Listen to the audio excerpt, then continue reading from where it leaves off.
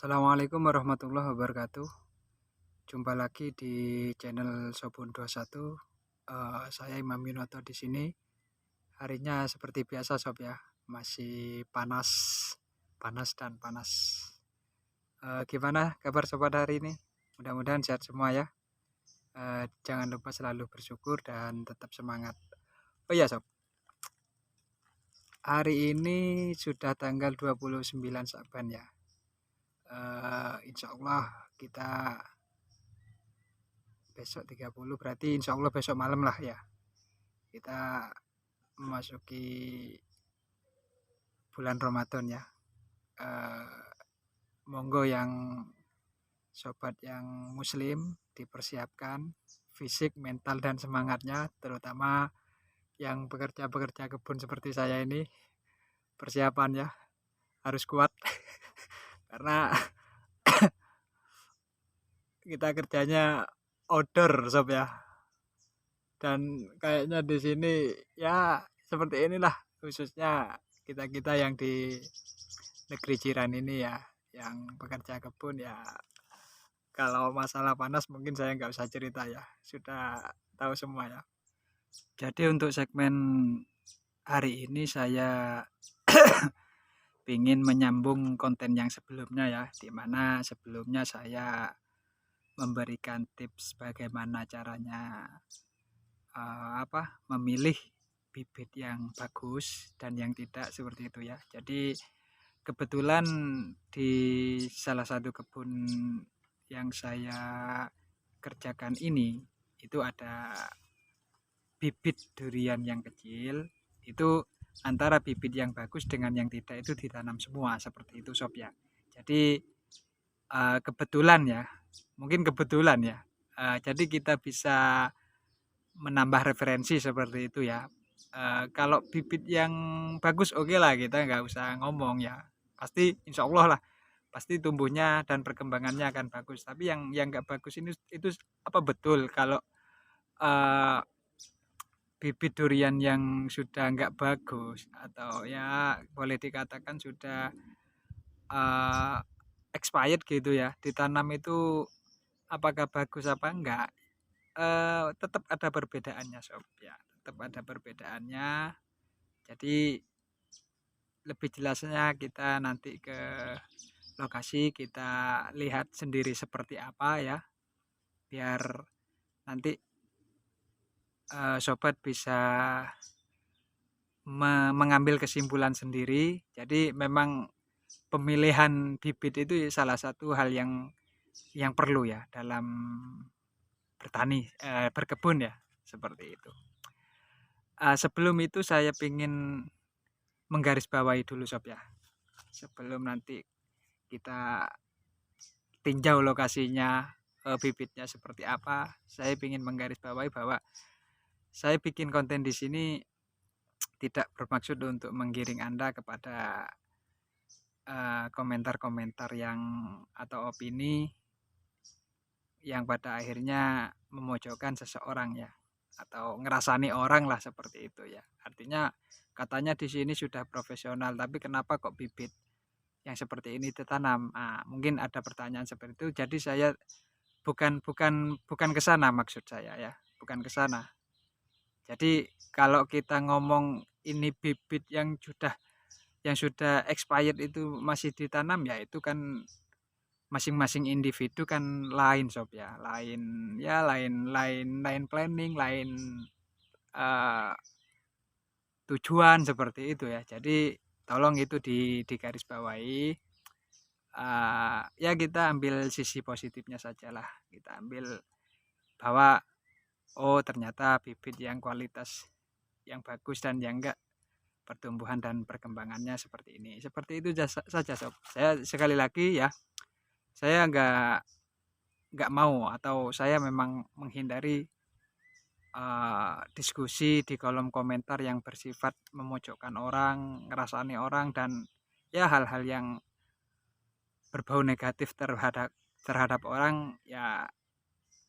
Sebisa mungkin saya nggak mau untuk apa ya, untuk melayani lah, atau saya juga menyarankan kepada Anda dan mohon dengan hormat Jangan sampai Anda terbesit bahwa oh berarti di situ orangnya seperti enggak ya. Jadi tolong itu orang mau tanam bibit seperti apa, tolong Anda juga menghargai seperti itu ya. Karena lain orang, lain sistem, lain tujuan seperti itu, lain rencana seperti itu ya. Oke yuk langsung kita ke lokasi, kita lihat seperti apa keadaan bibitnya yang ditanam dan perkembangannya. Oke, sambil menuju ke lokasi di mana bibit ditanam ya. Jadi saya berikan sedikit informasi dulu bahwa bibit yang ditanam di sini sudah berumur sekitar kurang lebih 8 bulan sob ya. Jadi tapi kalau 1 tahun nggak sampai sih, 10 bulan saja nggak nyampe, sekitar itulah maksimal 8 bulan. Saya nggak ngitung pastinya ya, tapi saya perkirakan segitu sih, karena di sini saya kan hanya merawat pisang dan pepaya, jadi nggak ikut merawat anunya ya, duriannya ya, seperti itu. Itu gambaran singkatnya. Jadi ini adalah penampakan dari bibit durian yang ditanam usia maksimal 8 bulan sob, yang satu ini ya. Nanti saya ambil lagi yang satu. Nah ini sob, ini juga sama ya. Jadi sama-sama kurang lebih 8 bulan sudah. Ini ya. Seperti itu. Jadi nggak ada waktunya penanamannya, terus perawatannya. Waktu penanamannya dan perawatannya itu nggak ada perbedaan sob. Semua sama ya. Tapi yang menjadi pembeda di sini adalah kualitas bibit ketika baru tanam sob ya. Jadi saya mulai dari sini dulu sob ya. Ini adalah kualitas bibit yang bagus waktu ditanam dulu sob ya. Silahkan Anda lihat sendiri daunnya seperti apa ya. Dan ini tingginya kurang lebih 167 atau 107, iyalah 167 lah. Kalau 170 belum nyampe sentimeter ya. Jadi penampakannya seperti ini. Ini adalah kualitas bibit yang ya boleh dikatakan grade-nya grade A lah, seperti itu sob ya.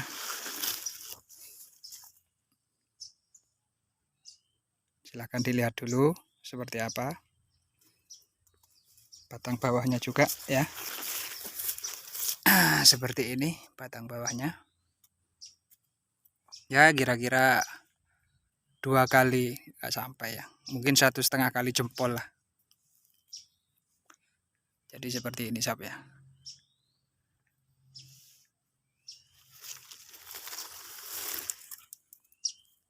Oke, sekarang saya mau ke kualitas bibit yang kurang bagus atau enggak bagus ya. Nah ini dia tadi. Ini adalah salah satu dari kualitas bibit yang bagus sob. Kalau sekilas kita lihat memang pertumbuhannya baik-baik saja ya, nggak ada yang kurang gitu ya kalau sekilas. Tapi kalau kita cermati sob, bahwa di sini ini kualitas bibit yang kurang bagus tetap akan membawa dampak yang berbeda ya. Kita lihat perbedaannya, kita teliti satu persatu. Yang pertama dari daun sob ya. Silahkan Anda bandingkan dengan yang barusan.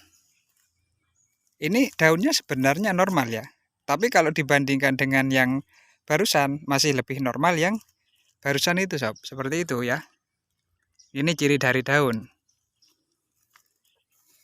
ya, dari daun ya. Ini saya keliling dulu.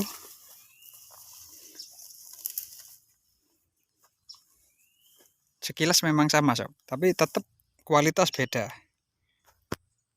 Kualitas beda ya. Nah sekarang kita ke batang sob. Saya tunjukin batangnya seperti apa. Ini batang bawahnya mungkin oke lah, kurang lebih saja ya. Besarnya mungkin 1,5 kali jempol lah, jempol orang dewasa seperti itu ya. Tapi ketika kita melihat ranting-rantingnya ya, seperti ini sob. Jadi kulitnya ini sob ya, kulit dari ranting ini itu sudah beda sob. Itu yang membedakan, salah satu perbedaannya ya. Kulitnya beda. Kalau kulit yang durian yang kualitas bibitnya nggak bagus ya seperti ini, pada akhirnya dia kurang fresh gitu ya. Nampak juga tua sob ya, tua, dan dia sedikit kurus ya.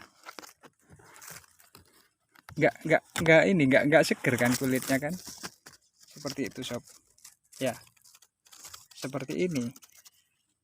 Padahal umurnya sama loh sob ya, umur waktu tanam sama ini ya, kurang lebih 8 bulan. Dan dari sinilah, nah saya ukur dari sini ya, dari jempol saya ini ke atas ini kulitnya semua tua sob, itu ya. Coba Anda perhatiin ya, semua tua. Nah sampai ujung ini saja, ini baru kelihatan masih muda ya, masih seger ya, masih seger, tapi kan sedikit saja. Nah ada apa dengan kulit ini? Nah ini sob, kalau kulitnya ini ya, ini kan sebenarnya kan sudah bisa diokulasi sob. Ini sudah bisa diokulasi ini sebenarnya ya. Nggak perlu nunggu terlalu besar, ini sudah bisa. Nah, tetapi di sini kalau kulit sudah kelihatan tua, walaupun bisa dia diokulasi, sang bibit ini bisa diokulasi, itu ya tingkat keberhasilannya sangat rendah. Seperti itu. Itu salah satu kelemahannya. Sangat lemah, sangat rendah ya. Tingkat keberhasilannya sangat rendah. Jadi ini sudah bisa dikatakan lah ya, bisa dikatakan nggak ini sudah nggak apa namanya ya, nggak layak untuk diokulasi karena terlalu tua. Apakah ini masih bisa diokulasi? Bisa ya, dengan catatan kulit pada ujung di sini ya. Nah ini fresh seperti ini ya, seperti ini. Ini kan masih fresh, masih segar, masih muda ya. Nah, tetapi permasalahannya tetap ada masalah sob. Si batang ini, batang atas ini ujungnya ya, itu kecil seperti itu. Nah kalau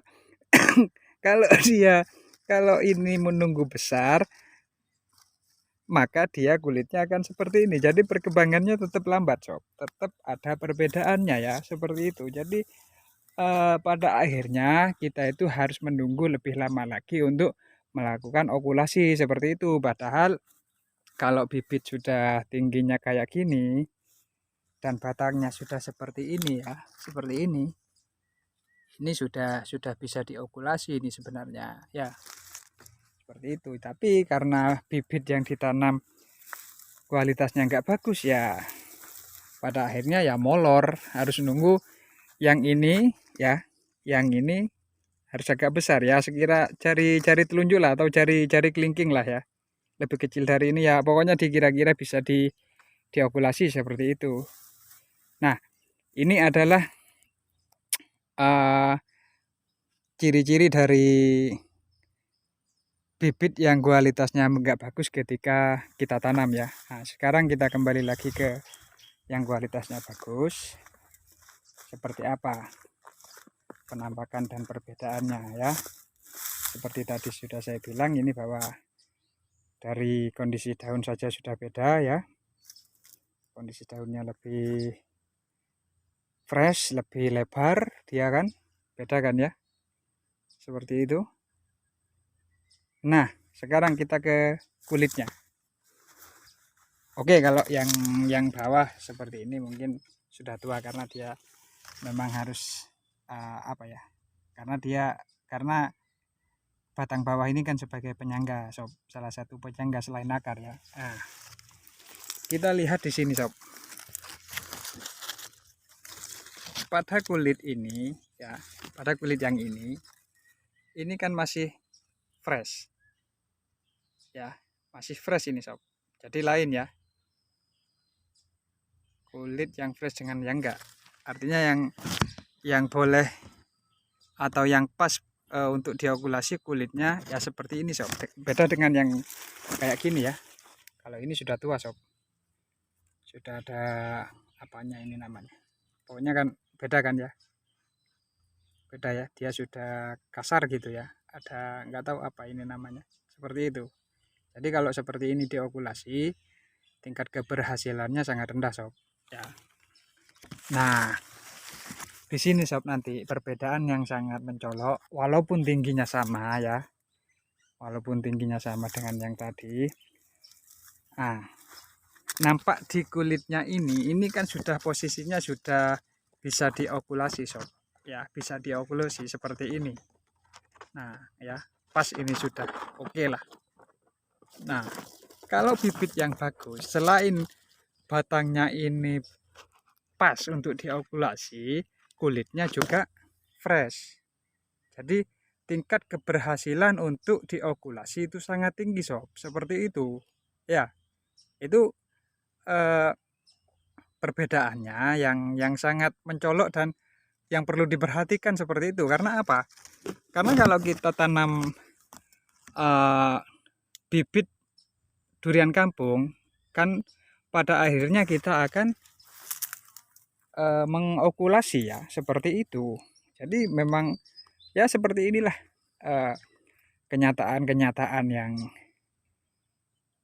saya dapatkan dan saya berbagi kepada Anda, bahwa kualitas bibit ya itu merupakan salah satu faktor terpenting ketika kita mau menanam durian ya. Jadi kalau sudah seperti ini sebenarnya sudah layak, sob, untuk diokulasi, tapi nggak tahu apa mungkin orangnya sibuk dengan pekerjaan lain saya nggak tahu. Tapi nanti saya tunjukin ya yang sudah diokulasi ya, kurang lebih seperti ini saja.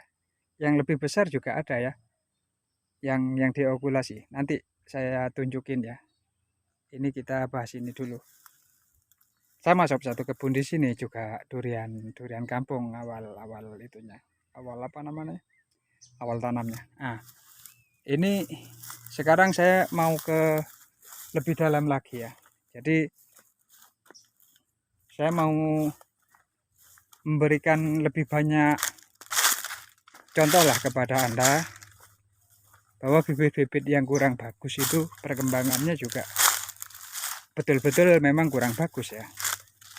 Artinya nggak satu contoh itu saja. Nah, seperti ini juga, sob. Seperti ini. Ini adalah awal mula ketika bibit itu ditanam dalam keadaan memang sudah kurang bagus. Ya, nggak perlu itu ya. Atau kalau kita dekatin kulitnya kan sudah tua, sob. Nggak ada ya, kurus lagi, sob. Ya. Banyak, makanya kemarin memang banyak yang bibit seperti ini, sob. Ya. Ini lagi. Jadi kembali lagi saya tekankan bahwa video ini, saya bikin konten ini bukan bermaksud untuk menggiring opini Anda terhadap hal-hal yang menjurus kepada pengerasanan orang seperti itu ya. Enggak ya. Jadi kita ambil hikmahnya saja, bahwa bibit-bibit yang kualitasnya kurang bagus itu memang lebih baik ya, lebih baik nggak usah kita tanam seperti ini lagi, sob ya. Memang kalau kita ngelihat sekilas dari keadaan daunnya memang oke, kalau menurut saya oke, tapi kalau kita teliti lagi ya sama kayak tadi, sob ya. Ini batang bawahnya terus sampai atas ini. Nah, kan nggak ada yang fresh sob. Ini saja sudah tua sob. Dan tingkat keberhasilan kalau kita okulasi nggak tinggi ya. Terus kayak gini. Ini kan sedikit saja atau bahkan ini saja sudah di pucuknya saja, kulit pucuknya saja sudah nggak bagus gitu loh ya. Ayo kita cari lagi sob. Banyak sob yang seperti itu. Makanya dengan adanya ini ya kita ambil manfaatnya bahwa nggak usah tanam kalau nggak dengan keadaan terpaksa ya. Ini lagi. Jadi bukannya bibit yang kualitas nggak bagus itu nggak bisa diokulasi sob, tetap bisa. Tapi gini ya, Anda membutuhkan waktu yang lebih lama lagi seperti itu. Dengan waktu yang lebih lama otomatis akan menambah pekerjaan Anda, waktu Anda, dan juga pada biaya seperti itu kan sob ya. Oke, kita jalan-jalan lagi. Ini juga sob. Jadi ini ya, seperti ini. Ini penampakannya kurus, walaupun tinggi dia kurus. Itu seperti itu ya. Mungkin maksud yang saya sampaikan ini sudah bisa Anda tangkap. Sekarang kita melihat kondisi bibit yang kualitasnya bagus, yang seumuran, yang sudah diokulasi sob ya. Kita lihat yang sudah diokulasi. Jadi ini adalah salah satu contoh bibit yang sudah diokulasi ya, yang umurnya sama dengan kayak tadi ya, tapi kualitasnya kualitas yang bagus ya. Seperti ini sob ya. Kita lihat tingkat keberhasilannya seperti apa. Nah ini sob, kalau bibit kualitas bagus ya, tingkat keberhasilannya sangat tinggi ketika diokulasi. Ini sudah jadi sob ya, sudah jadi ini. Silakan Anda lihat, itu kan sudah tunasnya sudah panjang ya, dan kulitnya di sini sob ya, ini kan masih halus ya, masih halus. Ini sudah kurang lebih sekitar 2 minggu lah ya. Otomatis dia sudah semakin lama dia akan semakin tua kulitnya ya, seperti ini. Tapi dia masih halus, jadi dia nggak begitu tua kan gitu ya. Nah seperti itu tunasnya sob ya. Kalau tingginya ya segini, sebelum dipangkas ini mungkin sekitar seginilah ya. Ya sekitar kurang lebih dari tadi lah. Nah ini kan sudah pas kalau posisi seperti ini. Batangnya seperti ini sudah pas untuk diokulasi. Ya. Ayo kita cari lagi sob. Ini pun sebenarnya juga sudah pas, tapi mungkin waktu ya. Nah posisinya nanti di sini sob. Di sini nanti ketika okulasi. Tapi ini lebih pendek ya. Tapi pas sudah melihat kualitas batangnya.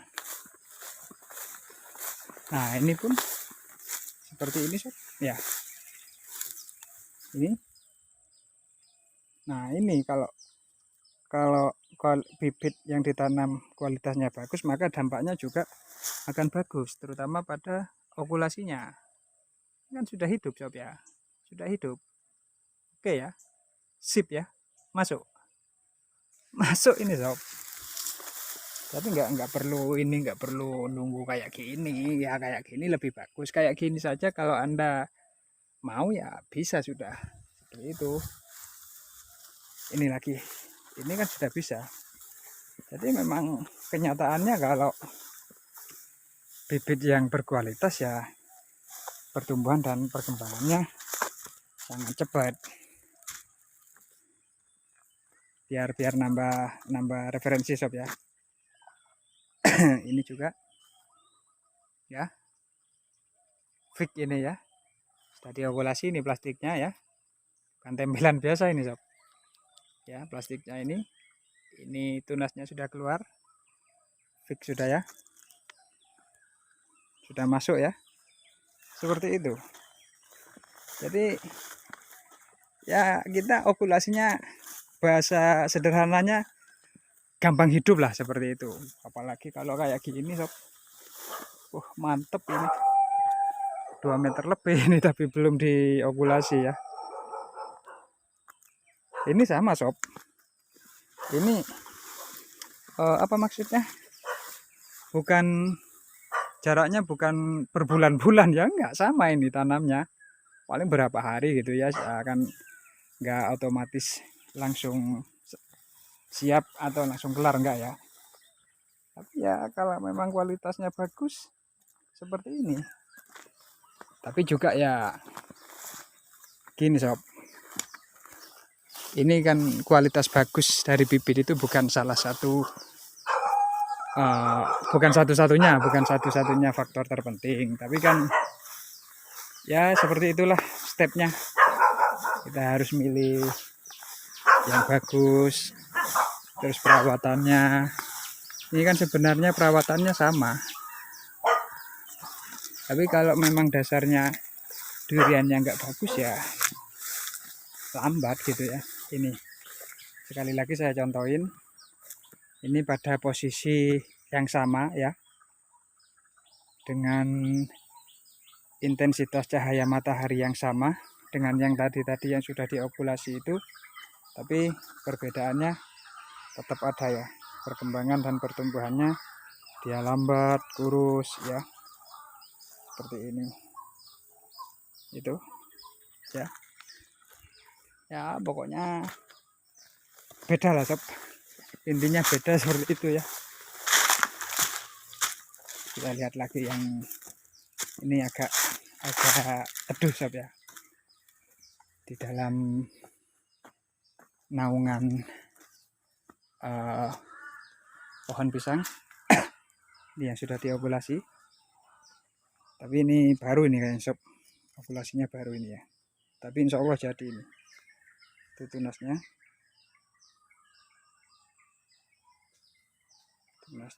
tidak kering ya.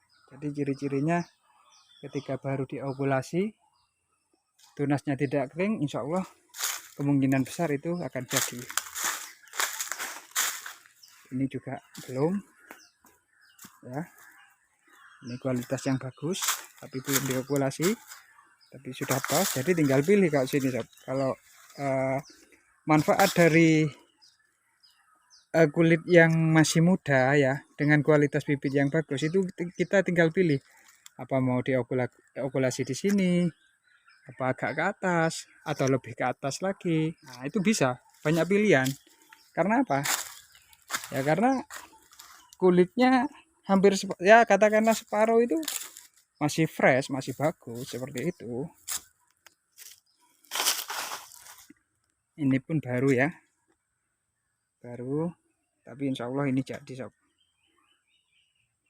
ya, insya Allah jadi ini.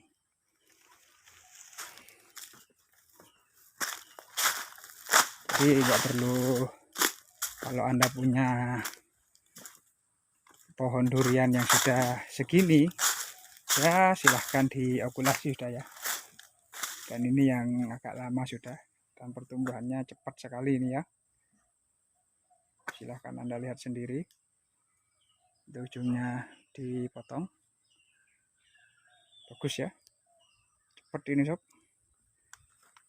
seperti ini sob ya. Dari jauh pun sudah nampak ya. Itu ya. Oke, sementara informasi yang saya sampaikan cukup sampai di sini dulu, dan yang belum subscribe, like dan komen mohon dikondisikan, dan jangan lupa gambar loncengnya ditekan dan tekan semua biar nanti Anda mendapatkan informasi-informasi terbaru seputar perkebunan durian Musang King. Dan yang sudah subscribe jangan lupa untuk berbagi kepada orang lain ya, karena harapan saya konten saya ini bisa bermanfaat kepada orang banyak. Saya akhiri. Assalamualaikum warahmatullahi wabarakatuh.